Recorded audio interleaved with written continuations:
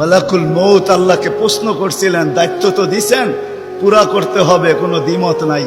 কিন্তু মনে ভাবে মানুষ সারাদিন আমার নামের চর্চা করবে, খালি বলবে এই লোকটার কোনো কাজ নাই, শুধু সারাদিন গাজীপুরে ঘুরতে থাকে, যাকে মনে চায় তাকে উঠায় নিতে থাকে, সারাদিন আমার আলোচনা করবে, মানুষের মুখে মুখে থাকবে।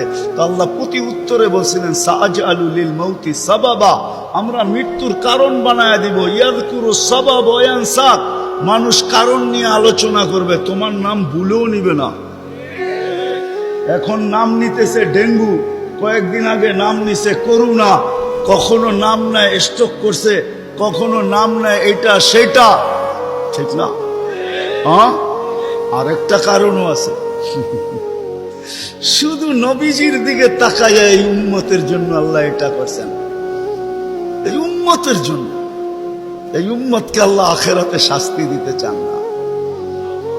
হায় হায়, উম্মত যদি নবী চিনত।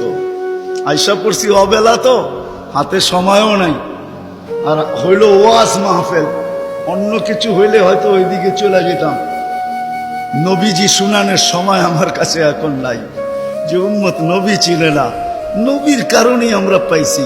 এই উম্মতকে শাস্তি আল্লাহ আখিরাতে ইনশাআল্লাহ দিবে না। হ্যাঁ হ্যাঁ, দেয় তো দেয় কি কইরা, যার উপরে তিনবার কুদরতি হাত লাগছে। কয়বার?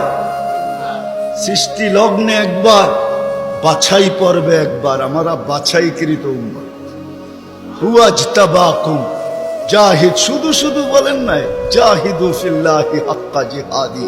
উম্মতে মুহাম্মাদি, আমাকে পাওয়ার জন্য যতটুকু শক্তি আছে সব লাগায় দে না, তোমাদের সেজদার জায়গা দিয়া নূর ফুটা বাহির।